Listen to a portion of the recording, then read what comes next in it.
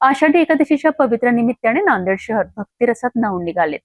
Sa Re Ga Ma Pa fame बालगायिका Dnyaneshwari Gadge हिने आपल्या सुरील आवाजाने सादर केलेल्या भक्तिगीतांनी उपस्थितांना मंत्रमुग्ध केलेत।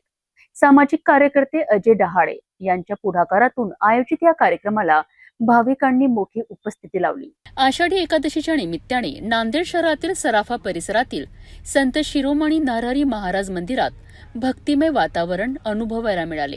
सामाजिक कार्यकर्ते अजय डहाळे यांच्या वतीने आयोजित करण्यात आलेल्या विशेष भक्ती गीतांच्या कार्यक्रमात सारेगमप फेम बालगायिका ज्ञानेश्वरी गाडगे हिने आपल्या सुरेल आणि सुमधुर आवाजात विठ्ठल भक्तींची गीते सादर केलीत। तिच्या प्रत्येक सादरीकरणाला उपस्थित भाविकांनी उत्स्फूर्त दाद दिली आणि संपूर्ण परिसर विठ्ठल नामाच्या गजराने दुमदुमून गेला। विशेष म्हणजे अजय डहाळे यांच्या वतीने गेल्या 7 वर्षांपासून आषाढी एकादशीच्या निमित्ताने या भक्तिमय कार्यक्रमाचे सातत्याने आयोजन केले जात असून यंदाही मोठ्या उत्साहात हा सोहळा पार पडला। कार्यक्रमाला विविध क्षेत्रातील मान्यवर आणि भाविक मोठ्या संख्येने उपस्थित राहिलेत आणि भक्तिमय वातावरणाचा आनंद घेतला।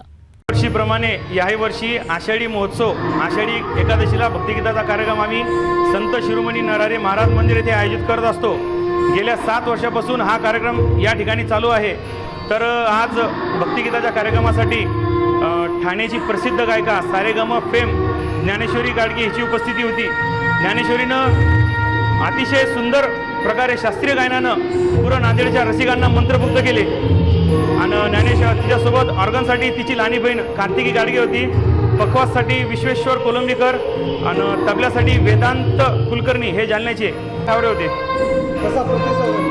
प्रतिसाद एकदम छान भेटला।